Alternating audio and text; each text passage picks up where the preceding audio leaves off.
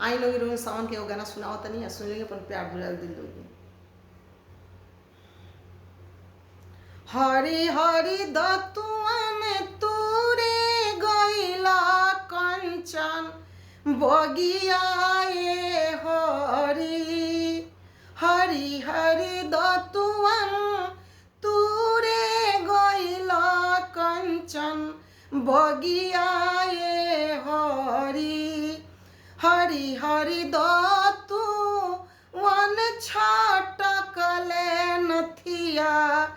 टूटले ये हरी हरी हरी दतु वन छटकले टिकवा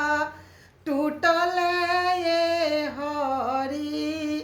हरी हरी सैया के यारवा हवे सो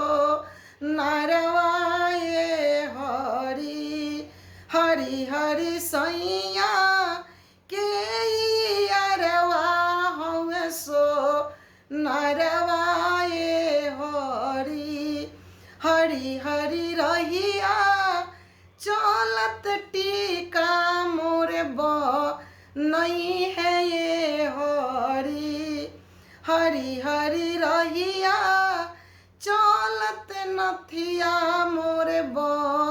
नहीं है ये हरी हरी हरी दतुअन तूरे गईला कंचन बगियाए हरी। अगर हमारे उनके सामने गाना अच्छा लगे तो लाइक करी, कमेंट करी, शेयर करी, ज़्यादा से ज़्यादा सब्सक्राइब करी और भर भर के प्यार दी लोगी और अपन आशीर्वाद बनौले रही लोगी।